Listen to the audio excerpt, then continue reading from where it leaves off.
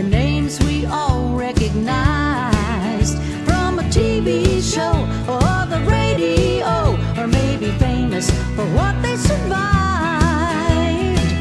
A personality, a VIP, history in the headlines. Whatever happened to, let's get the latest news. Hey, whatever happened to you?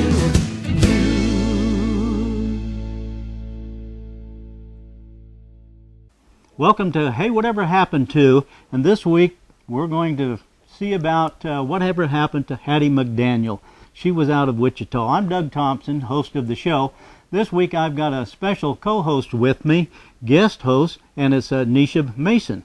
I started to say Nesha Bailey because that's how I knew you. You're married to Patrick now. Yes, that's true. But I grew up in Abilene as Nesha Bailey, so I understand. Speaking of Abilene, you were the mayor of Abilene and on the city council for some number of years. Yes, I was. I served a 4-year term on the city council and 1 year as mayor, and was very proud to do so. And you did an excellent job Why, with it. Thank you for doing that. That's my hometown too. Thank you. And you're going to be the guest host for the Hattie McDaniel story. Yes, I'm really happy to learn about Hattie. I learned a lot from even just reading and up on her and the research that you've done. And so, yeah, I'm really proud to say that she is a big part of our American history. Yeah, she is. And I'd seen Gone with the Wind, of course, and did not realize she was from Wichita till we started doing the show, Hey, Whatever Happened To. So we're going to be watching and be right back with this story on Hattie McDaniel. Stay tuned. Hey, whatever happened to you?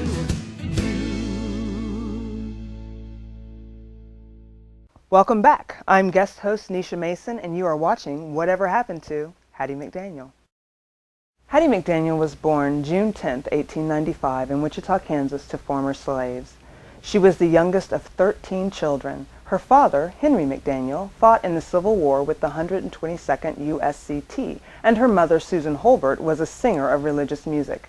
In 1900, the family moved to Colorado, living first in Fort Collins and then in Denver, where Hattie graduated from Denver East High School. Her brother, Sam McDaniel, played the butler in the 1948 Three Stooges short film, Heavenly Days. Another acting sibling of Hattie was actress Etta McDaniel. In addition to performing, Hattie was also a songwriter, a skill she honed while working with her brother's minstrel show. After the death of her brother Otis in 1916, the troupe began to lose money, and it wasn't until 1920 that Hattie got her next big break. During 1920 to 1925, she appeared with Professor George Morrison's Hounds, a touring black ensemble, and in the mid-1920s she embarked on a radio career, singing with the Melody Hounds on station KOA in Denver. In 1926 to 1929, she recorded many of her songs on Okef Records and Paramount Records in Chicago.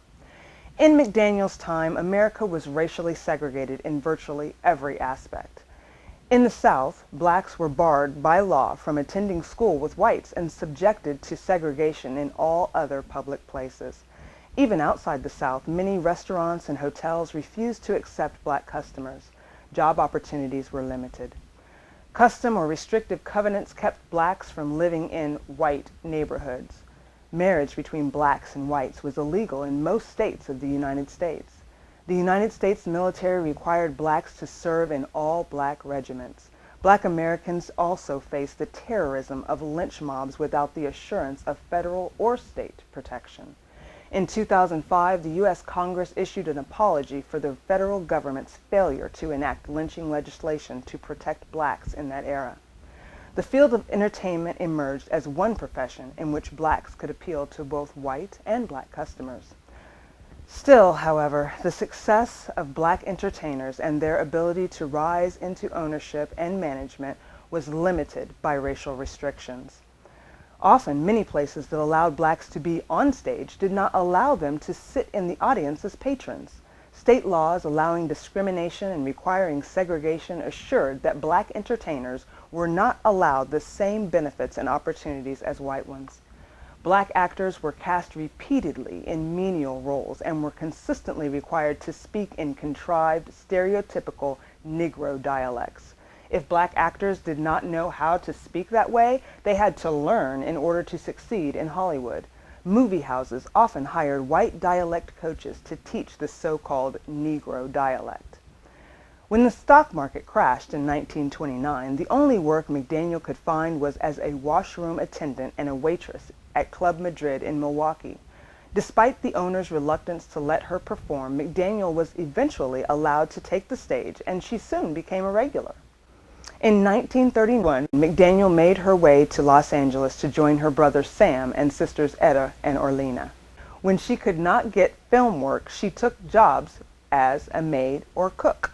Sam was working on KNX radio program called The Optimistic Do-Nut Hour, and he was able to get his sister a spot. She appeared on radio as Hi Hat Hattie, a bossy maid that often forgets her place. Her show became extremely popular, but her salary was so low that she had to continue working as a maid. Her first film appearance was in the Golden West 1932 as a maid.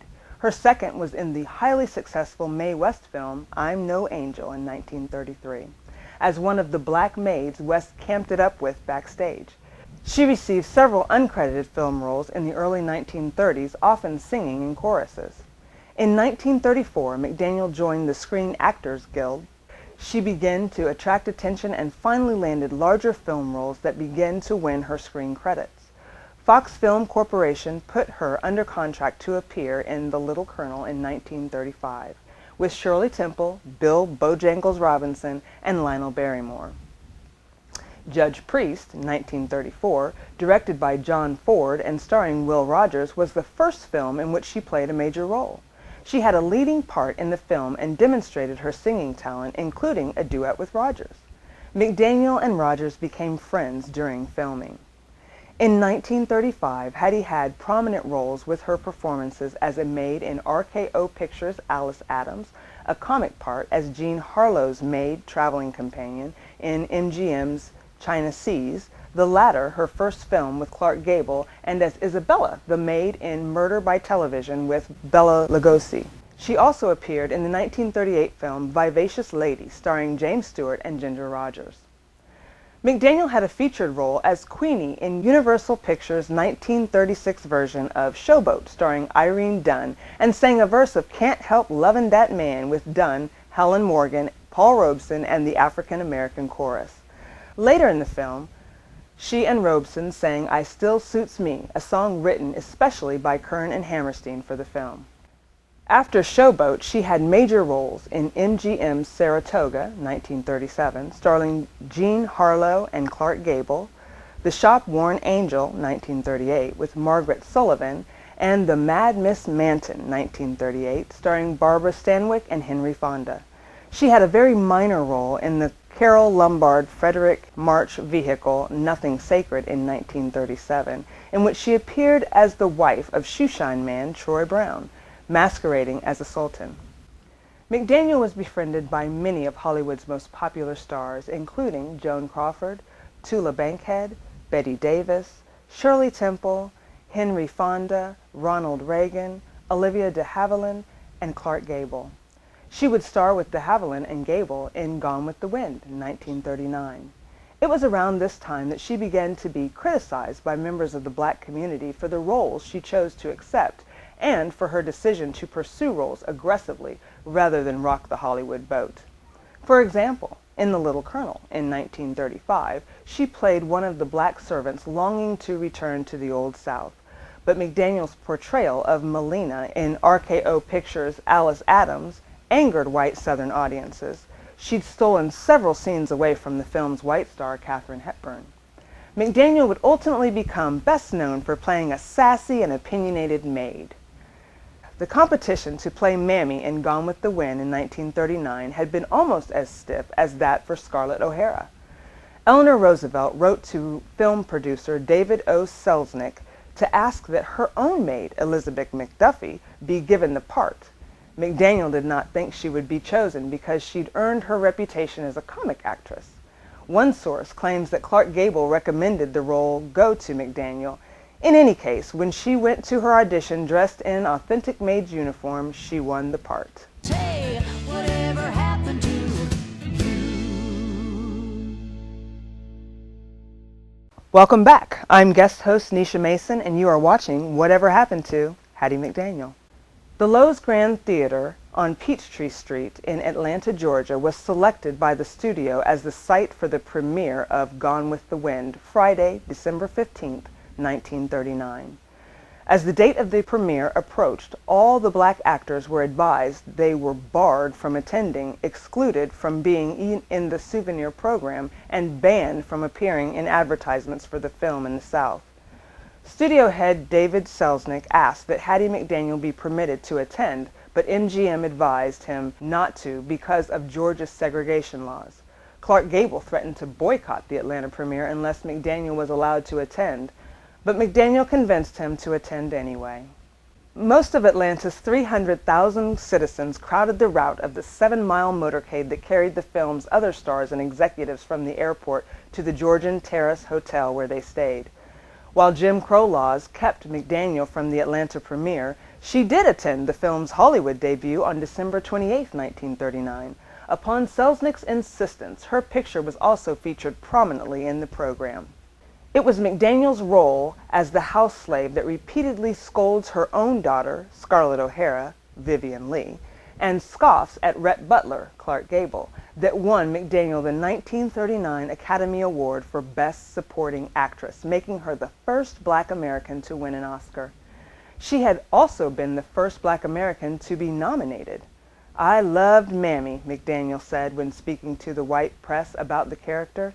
"I think I understood her because my own grandmother worked on a plantation not unlike Tara." Her role in Gone with the Wind had alarmed some whites in the Southern audience. There were complaints that in the film she had been too familiar with her white owners.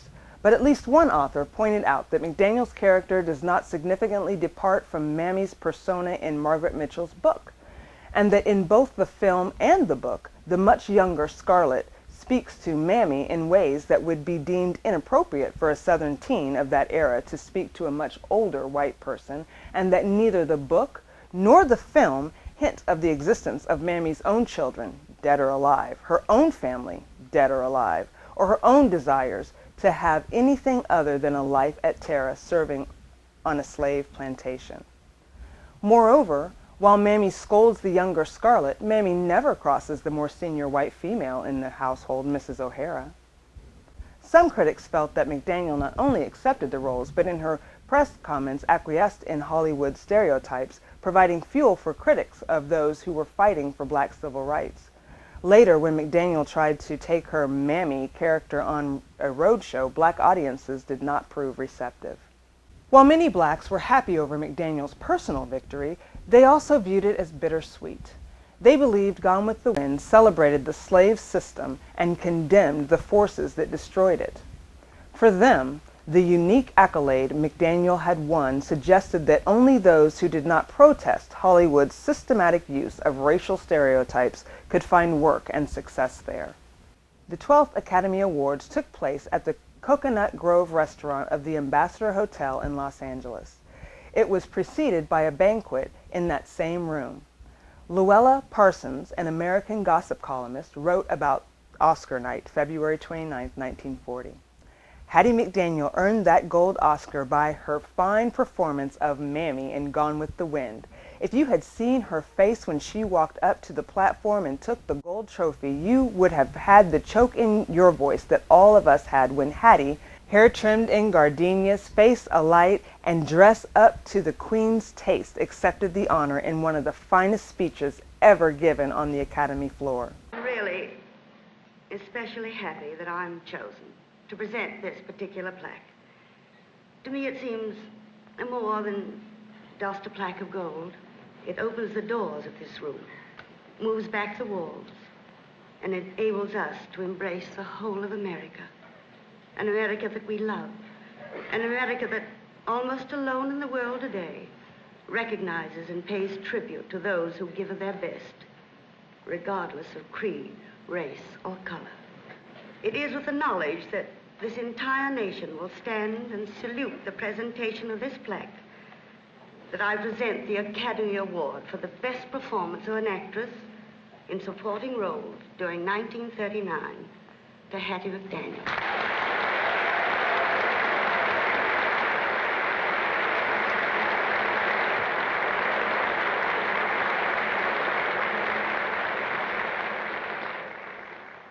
Academy of Motion Picture Arts and Science, fellow members of the motion picture industry, and honored guests. This is one of the happiest moments of my life. And I want to thank each one of you who had a part in selecting me for one of the awards. For your kindness, it has made me feel very, very humble. And I shall always hold it as a beacon for anything that I may be able to do in the future. I sincerely hope I shall always be a credit to my race and to the motion picture industry. My heart is too full to tell you just how I feel. And may I say thank you, and God bless you. On the night, McDaniel became the first African American to be honored by the motion picture industry, she could not escape being reminded of how far the industry and the country had yet to go to overcome racism. McDaniel and her escort were required to sit at a segregated table for two, apart from both her Gone with the Wind colleagues and those in the motion picture industry. Gone with the Wind was awarded 10 Academy Awards, a record that stood for years, and was later named by the American Film Institute, AFI, as number 4 among the top 100 American films of all time.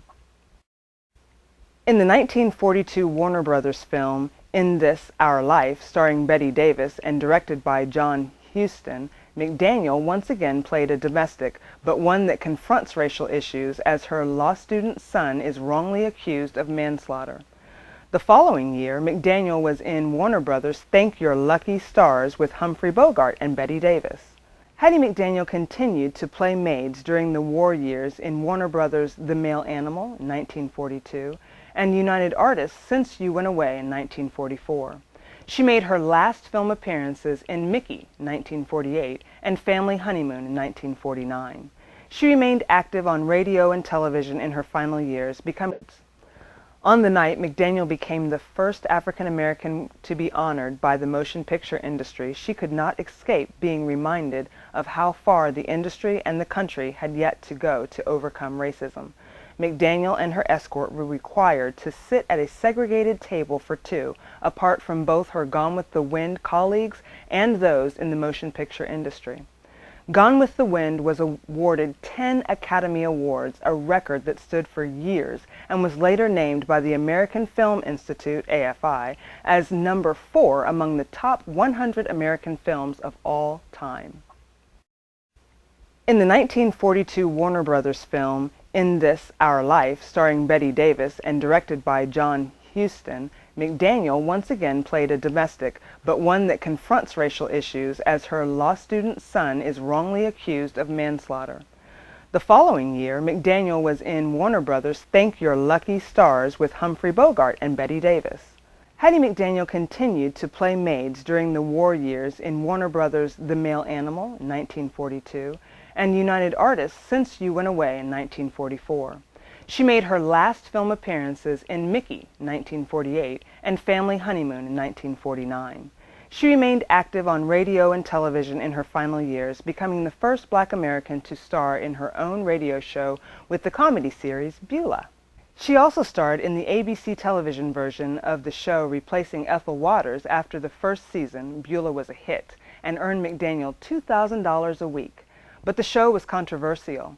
In 1951, the United States Army ceased broadcasting the Beulah show in Asia because troops complained that the show perpetuated negative stereotypes of black men as shiftless and lazy and interfered with the ability of black troops to perform their mission. After filming a handful of episodes, however, McDaniel learned that she had breast cancer. By the spring of 1952, she was too ill to work and was replaced by Louise Beavers. McDaniel died at age 57 on October 26, 1952, of breast cancer in the hospital on the grounds of the Motion Picture House in Woodland Hills. She was childless and divorced from her fourth husband. McDaniel was survived by her brother, Sam McDaniel. Thousands of mourners turned out to celebrate her life and achievements.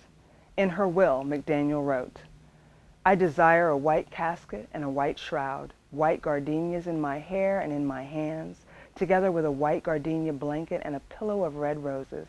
I also wish to be buried in the Hollywood Cemetery."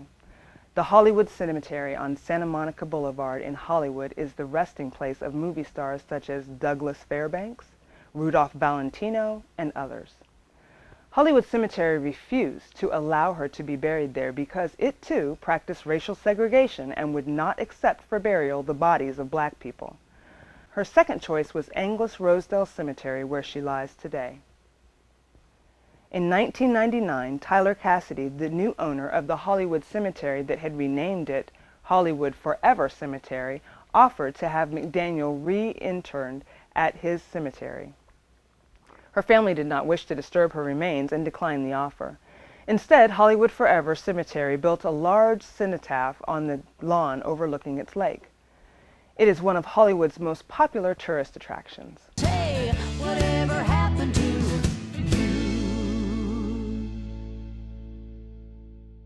Welcome back to Hey, Whatever Happened to Hattie McDaniel. I'm host Doug Thompson with guest host Nesha Mason.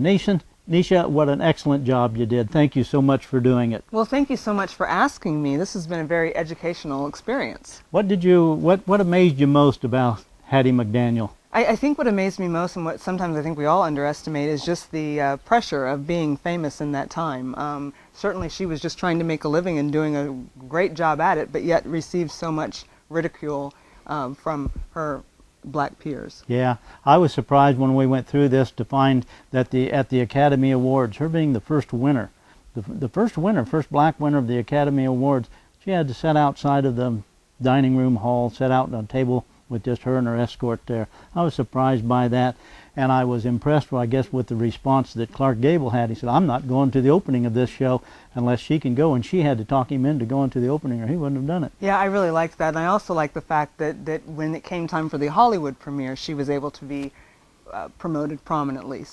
So it was nice to see that even though she had to suffer some injustices along the way, she did get her just due. Yeah, and she worked so hard, and we, of course, in Kansas are so proud of her because she wound up at one of the favorite shows of all time. I think you said it was the 4th highest show or best rated show, Gone with the Wind, of all time. That's tremendous. That is wonderful, and it certainly has gone down in history as an American classic. Yeah, it has, and I just wonder how proud her parents were of her if they got to live long enough to be able to see what she accomplished, and as they would have watched television with that golden age of television, she was a part of it and an important part of it. I can't even imagine the amount of pride that they would have for her, especially given all the obstacles that she had to overcome. Yeah. I'm certainly proud of her. Well, and I am too. She's from Wichita, and that's what Hey, Whatever Happened to is all about. We're highlighting those celebrities from across Kansas, and she's an important one, and kudos to her. She had a great time. It was great working with you again. We last worked together back in 2008 after the tornado hit Chapman. We had a chance to do a segment together for the Lutheran Church, as I recall. Yes, that's right. You've been watching Hey, Whatever Happened to Hattie McDaniel, and I'm Doug Thompson with my guest host, Nesha Mason. Thank you so much, Nesha. And if you want to see more about this, go to our website, heywhateverhappenedto.org, and you'll see bonus footage by Nesha on Hattie McDaniel. Yes, thank you so much, Thank Doug. you.